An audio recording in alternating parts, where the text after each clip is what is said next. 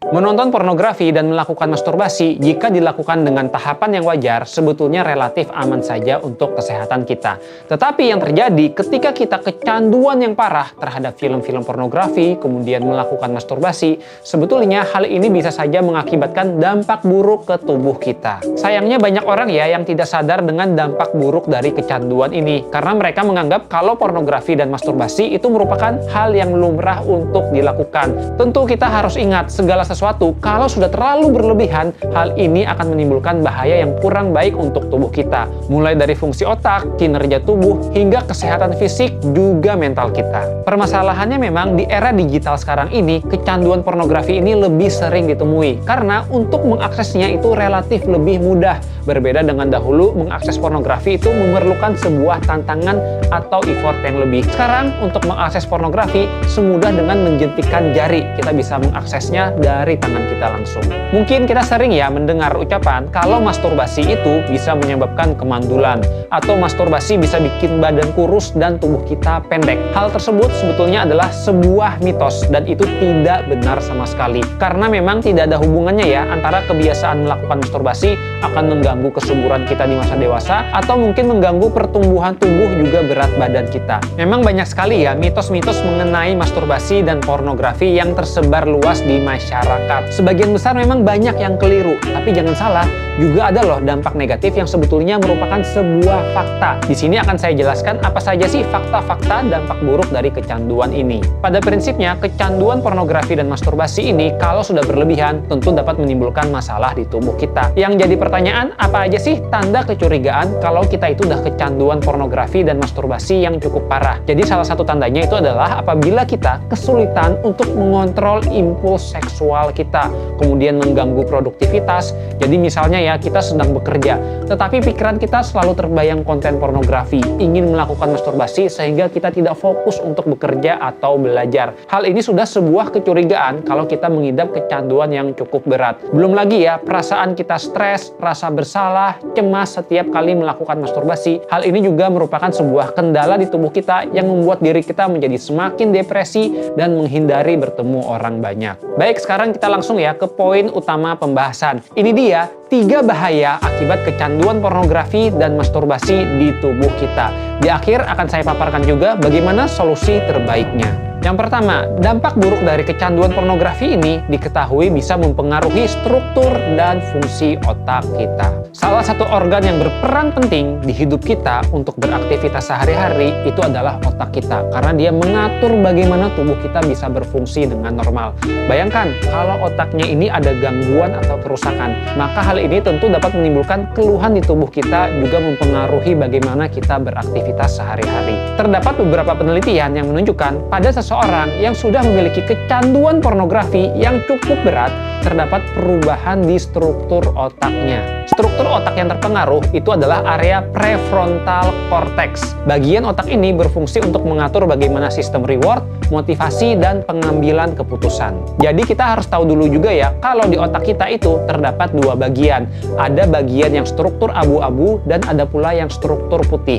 Pada pecandu pornografi yang berat, penelitian menunjukkan terdapat penurunan struktur abu-abu di area prefrontal cortex. Padahal sebetulnya struktur abu-abu ini berisi sel saraf dan bertugas untuk mentransmit informasi juga memori. Bayangkan ketika struktur abu-abu ini semakin mengecil di area prefrontal cortex kita atau bagian otak tersebut, maka yang terjadi adalah terdapat gangguan dalam fungsi otak kita, terutama untuk kita mengambil keputusan. Kita jadi sering mengambil keputusan yang salah, emosi kita menjadi tidak stabil, kemudian juga kita menjadi mudah cemas dan sering tidak puas. Di samping itu juga ya, otak kita itu ketika menonton pornografi akan mengeluarkan zat yang namanya adalah dopamin. Dopamin ini akan keluar dalam jumlah yang cukup besar.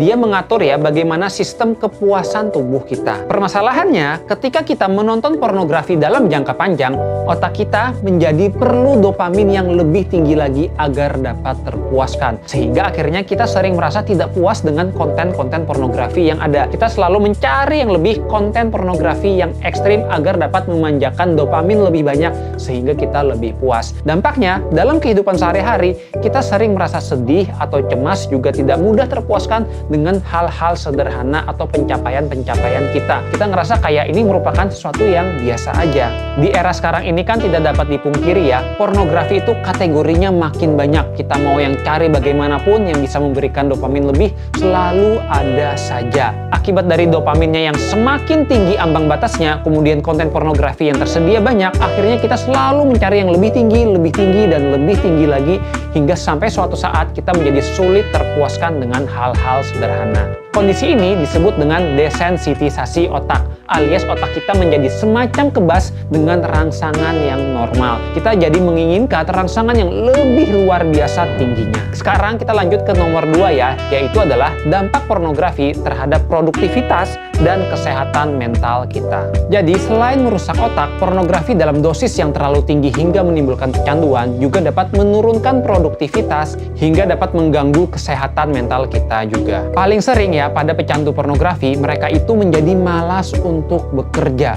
Kenapa? Karena mereka menganggap kalau bekerja itu sesuatu yang membosankan. Mereka terbiasa mendapatkan kepuasan yang instan dengan menonton pornografi. Sekali klik muncul di tangan, nonton pornografi, kemudian masturbasi, mereka udah berhamburan dopamin dan akhirnya sudah merasa terpuaskan. Ketika harus melakukan effort untuk mendapatkan kepuasan, mereka menjadi malas dan bahkan cenderung untuk menghindarinya. Dampak lainnya juga adalah pada pecandu yang berat, mereka itu sering kesulitan untuk melakukan aktivitas sosial dengan manusia-manusia lain. Karena mereka lebih asyik untuk mengurung diri, menonton pornografi, dan melakukan masturbasi. Ketika mereka diharuskan hubungan sosial dengan orang lain, seringkali mereka menjadi cemas dan khawatir.